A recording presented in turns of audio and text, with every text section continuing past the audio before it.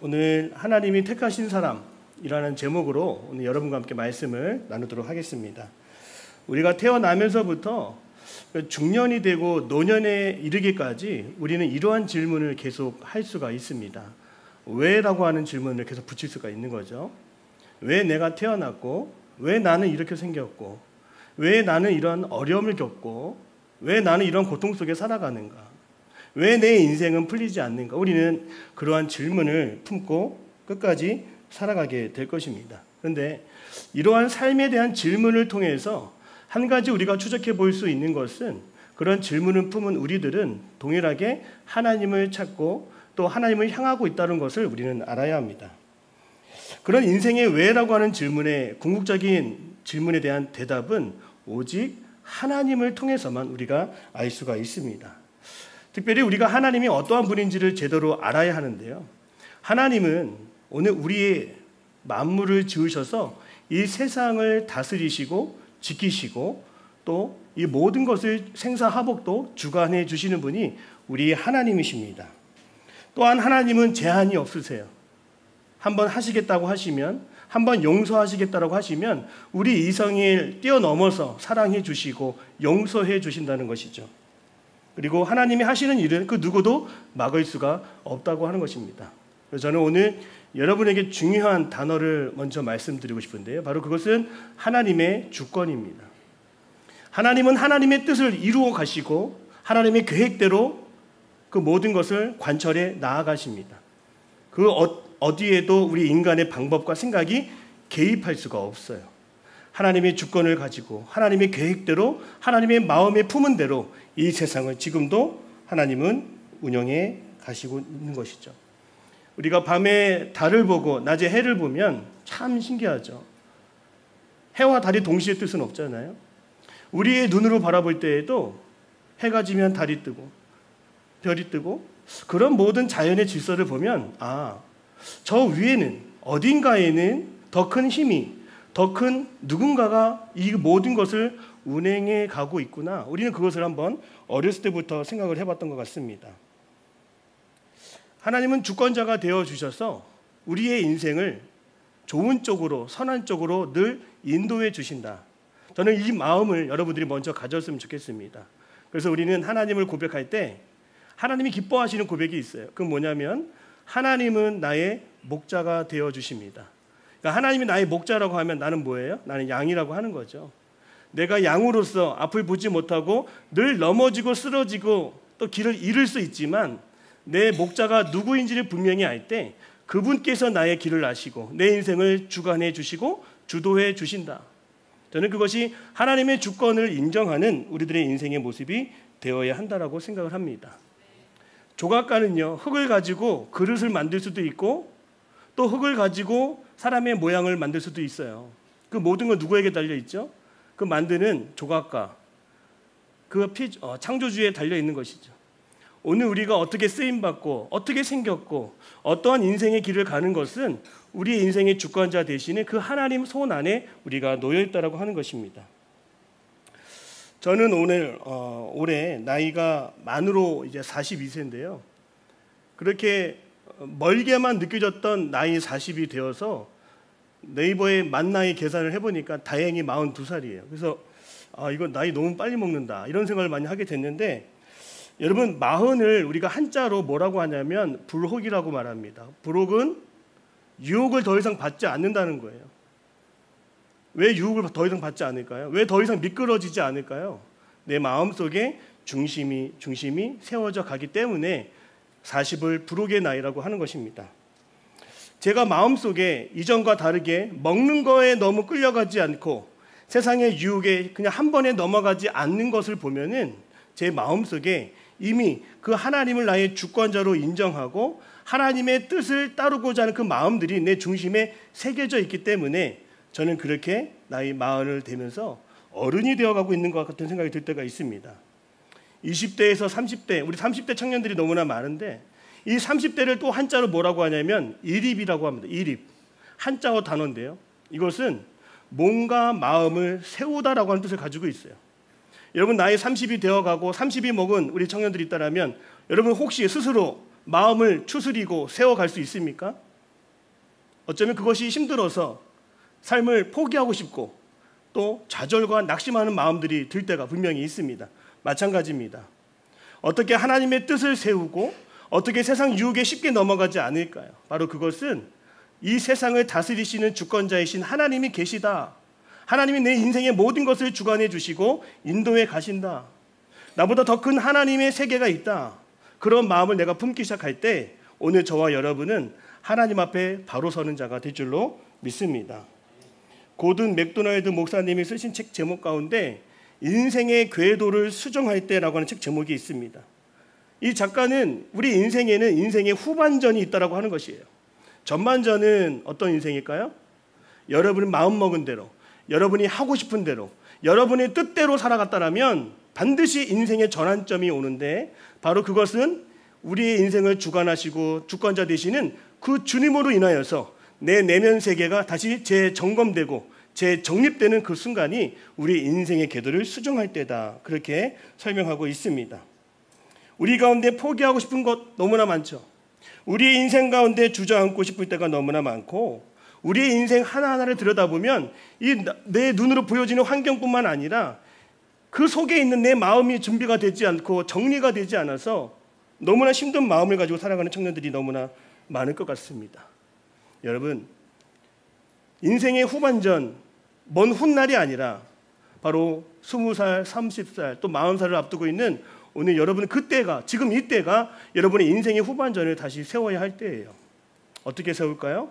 말씀드린 것처럼 내 인생의 주권자 되시고 내 인생의 뜻을 세워주시는 그 하나님을 내가 온전히 바라보고 믿고 의지하며 살아갈 때에 우리는 더 이상 흔들리지 않고요, 넘어지지 않는 하나님 앞에서의 부끄럼 없는 믿음의 삶을 살아가게 될 줄로 믿습니다. 저는 이 부목사를 지금도 하고 있지만 이 부목사를 하면서 집을 이렇게 이사를 참 많이 다녔습니다. 혹시 우리 청년들 가운데 월세, 전세 이렇게 살아가는 청년들 많겠죠. 여러분, 전세로 살아가면 기본 계약 조건이 바로 2년입니다. 그러니까 2년이 되면 누가 떠오르냐면 집주인이 떠올라요. 2년이 되면 뭐가 떠오르냐면 집 안에 뭐가 부서진 게 뭐가 있고 다시 계약을 세울 때 이 집주인이 우리 집에 와서 무엇을 보고 뭐라고 얘기할까, 그런 것들이 저는 염려도 되고 두렵더라고요. 그런데 집주인이 우리 집에 와서 저에게 했던 말들이 있었어요. 뭔가 부족하고 고장난 게 있으면 다 말하라고 하는 거예요. 고쳐 주겠다라고 하는 것이죠.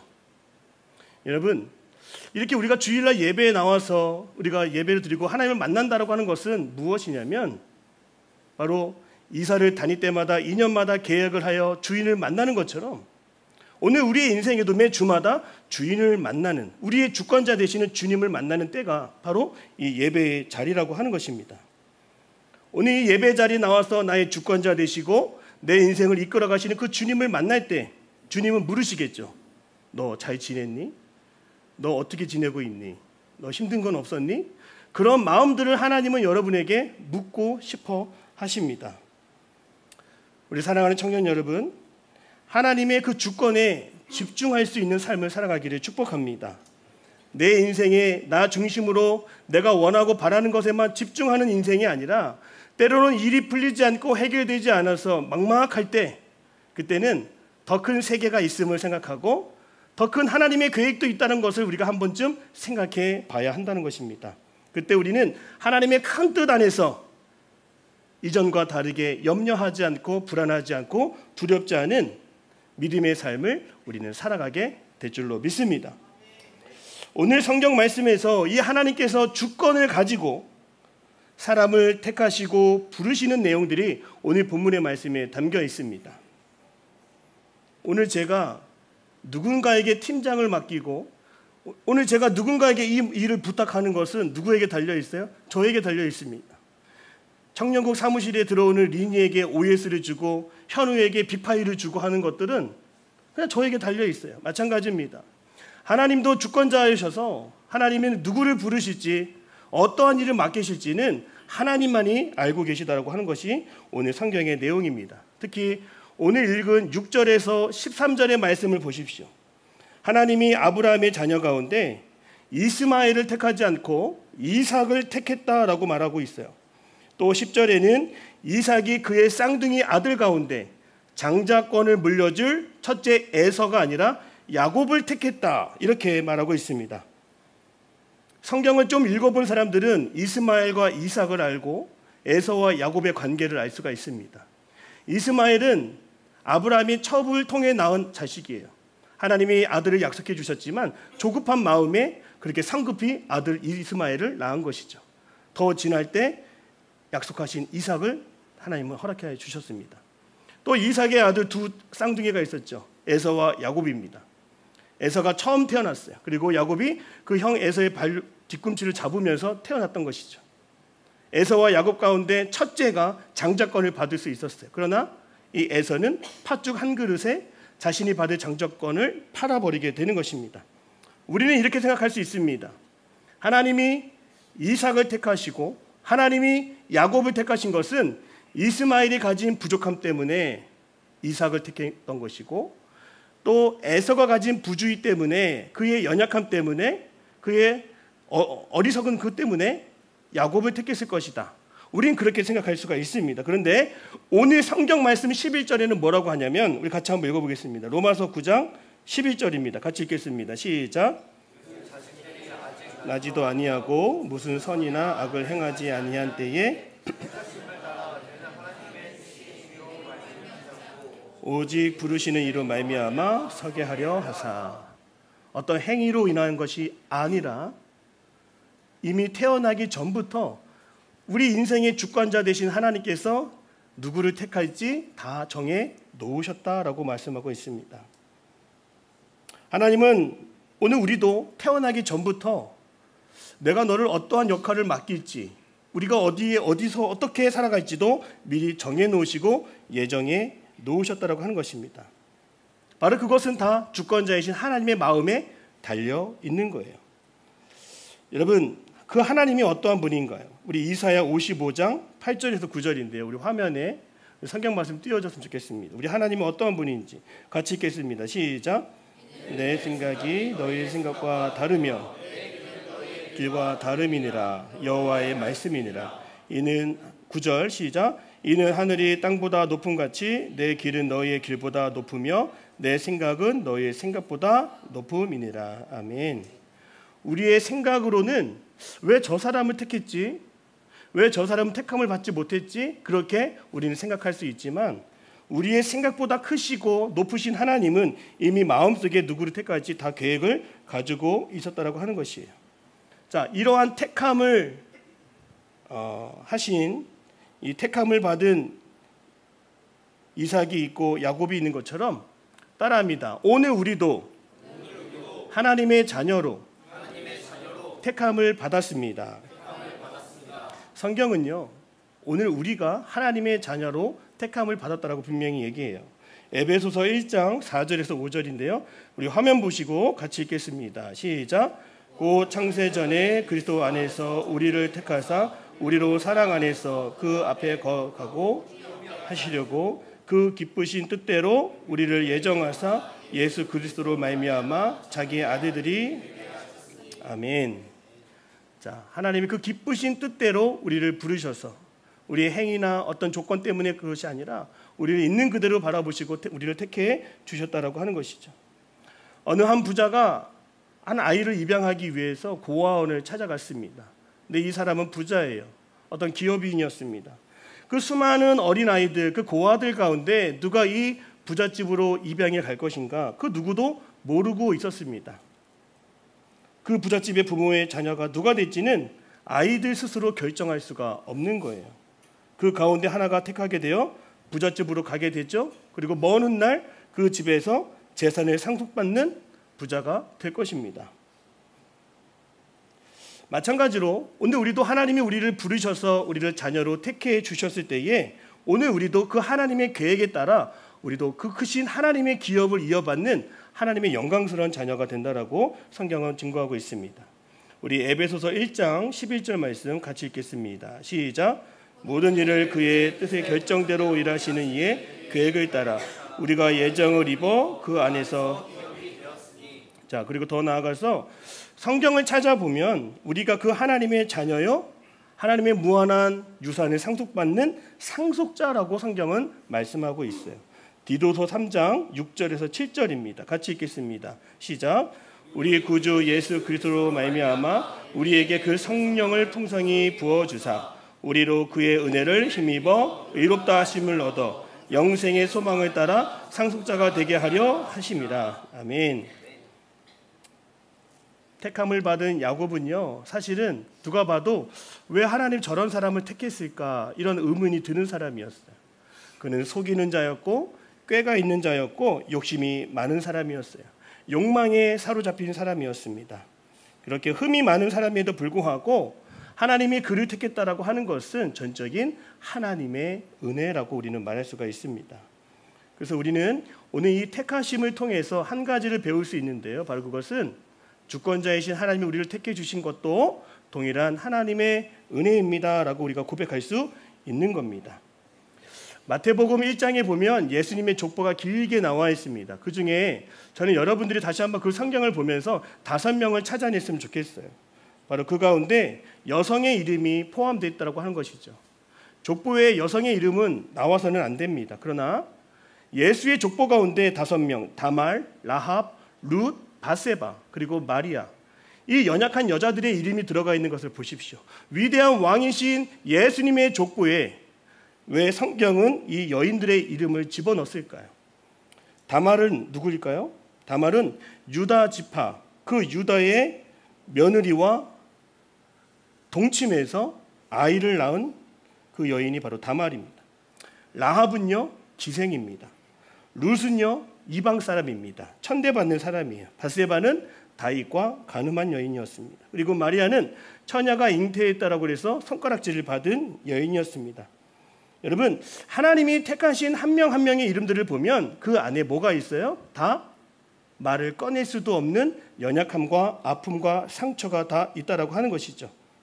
오늘 이러한 다말과 라합과 룻과 바세바와 마리아가 선택받았고 택함을 받았다라면 따라합니다. 오늘 나도 분명히 택함 받을 수 있습니다. 이렇게 천대받는 사람도 하나님은 사랑하시고 긍휼히 여겨주신 것처럼 여러분, 우리가 왜 택함 받지 못하겠습니까? 오늘 우리는 하나님의 택함을 받은 귀한 하나님의 자녀임을 꼭 믿고 살아가는 우리 모두가 되기를 바랍니다. 그렇다면 이렇게 택함의 은혜를 가지고 살아가는 삶의 자세가 무엇일까? 우리 마지막으로 살펴보려고 합니다. 이 택함이라고 하는 단어, 우리가 성경의 헬라어로 찾아보면 따라합니다. 에클, 레고마이. 자, 에클, 레고마이라고 하는데 이 에클이라고 하는 것은 밖으로부터 부르다라고 하는 뜻을 가지고 있고요. 혹시 우리 레고라고 하는 단어 많이 들어보셨죠? 레고, 장난감을 의미하지 않습니까? 이 레고라고 하는 것도 헬라어예요. 선택하여 부르다라고 하는 뜻을 가지고 있어요. 그러니까 밖으로 선택해서 부르다라고 하는 것이 택함을 의미하는 단어인데요. 여기에는 우리가 택함 받은 자로서 어떻게 살아가야 하는지를 우리는 추측해 볼 수가 있습니다. 먼저 이 레고라고 하는 것, 여러분 무엇입니까? 서로 다른 모양과 조각들이 하나의 목적과 뜻을 위해서 조립되고 조합이 되죠. 그리고 마침내 하나의 연결된 작품을 만들어가는 것처럼 택함을 받은 우리도 더 큰 하나님의 계획과 목적에 의해서 우리는 부름받았고 택함을 받아서 하나님의 큰 뜻을 이루어 가도록 우리는 살아가야 한다고 하는 것이죠. 레고가 2개가 있으면 그 위에 24개의 작품을 만들 수가 있다고 합니다. 또한 레고 3개의 블록이 있으면 무려 1036개의 작품을 그 위에 펼쳐놓고 만들어갈 수 있다고 해요. 그리고 레고 6개의 블록이 있으면 그 위에 9억 1050만 개의 작품을 만들어 갈 수 있다고 합니다. 성경에는 우리를 택하여 부르심에 그 크신 하나님의 그림이 있다라고 분명히 말씀하고 있습니다. 오늘 여러분을 부르신 것은, 연약한 여러분을 택하신 것은 그저 불쌍해서가 아니라 놀랍고 놀라운 그 크신 하나님의 계획을 완성해 가기 위한 큰 그림 속에 우리가 있기 때문이라고 하는 것이죠. 이사야 49장 말씀 보겠는데 6절입니다. 우리를 향한 어떤 계획이 있을까요? 이사야 49장 6절 말씀 같이 읽겠습니다. 시작. 내가 또 너를 이방의 빛으로 삼아 나의 구원을 베풀어서 이르게 하리라. 아멘. 그러니까 우리를 택하시고 부르신 것은 너 잘 살라고, 너 잘해보라고 그냥 용기 북돋워 주려고 우리를 택하신 것이 아니라 이 연약한 한 사람을 통해서도 하나님의 나라를 이루어갈 수 있다라고 하는 것을 보여주기 위해서 우리를 부르셨다는 거예요.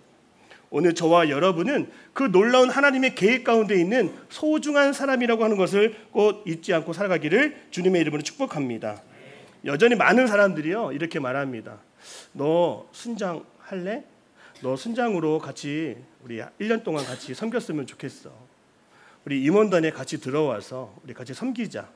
그때 많은 사람들이 이렇게 얘기할 수 있어요. 저 아직 어려요. 저 아직 배우지 않았어요.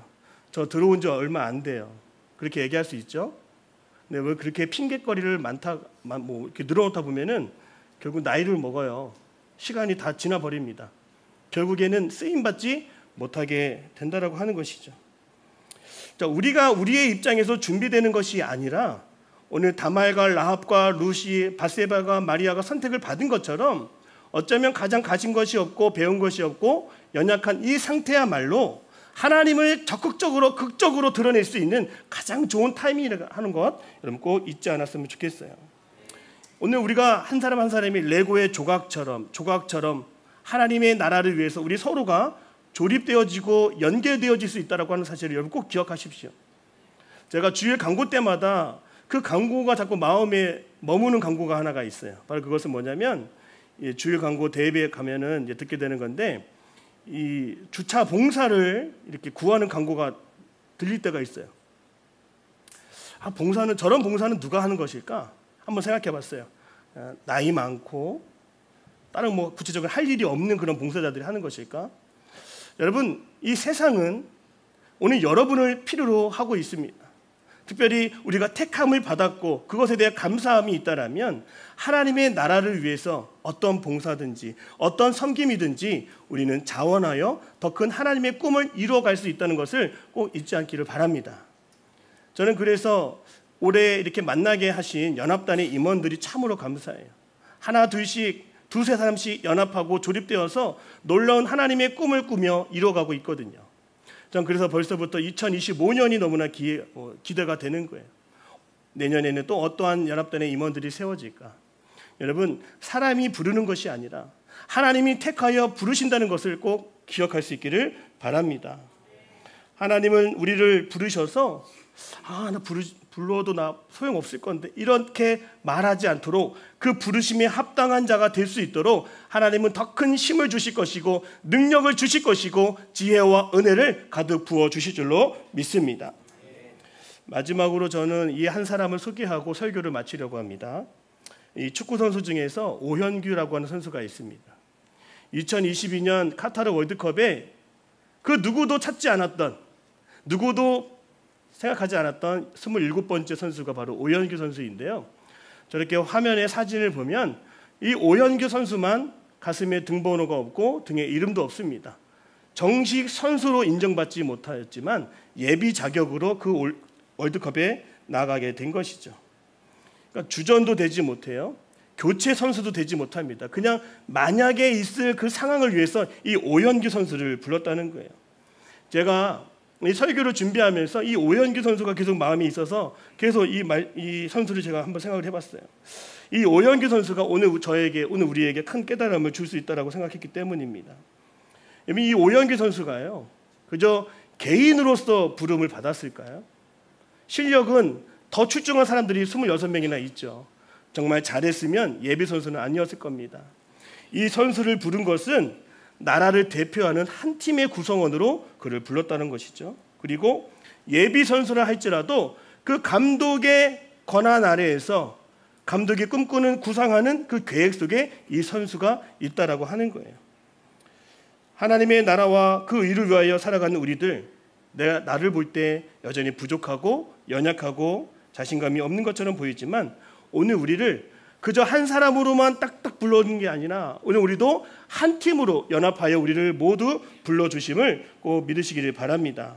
그리고 나를 향한, 여러분을 향한, 우리를 향한 하나님의 놀라운 계획이 있음을 우리는 잊지 말고 살아가야 되는 것이에요. 내 역할이 작다라고 해서 실망할 것 없습니다. 내 역할, 내 존재가 드러나지 않는다라고 해서 포기하지 않았으면 좋겠어요. 이 오영규 선수처럼 늘 준비된 마음으로 자세로 응답할 준비가 되어 있어야 하는 것입니다. 그래서 여러분, 쓰임받기 가장 좋은 때는 없습니다. 하나님이 택하여 불러주신 그때가 가장 쓰임받기 좋은 때라고 하는 것을 잊지 않았으면 좋겠어요. 따라합니다. 하나님의 부르심에는 후회가 없습니다. 저를 보십시오. 저 잘생겼나요? 저 뭐 잘하는 게 있어요? 너무나 없습니다. 오늘 저를 세우셔서 말씀을 증거케 하시는 것을 보십시오. 제가 할 수 있다면 오늘 여러분도 할 수 있어요. 우리 채린 형제가 간증한 것처럼 오늘 여러분도 간증할 수 있습니다. 오늘 우리 모두가 그 부르심에 합당한 하나님의 귀한 선택받은 자라고 하는 것을 잊지 않고 살아가는 우리 모두가 되기를 주님의 이름으로 축복합니다. 기도하겠습니다. 사랑의 주님, 우리는 하나님의 긍휼하신 가운데 하나님의 자녀로 선택받았습니다. 이제 그 부르심의 뜻대로 하나님께 귀한 쓰임을 받는 자가 되기를 원합니다. 그 선택의 기준과 권한은 다 하나님의 것이오니 나를 주님 사용하여 주옵소서. 예수님의 이름으로 기도드립니다. 아멘.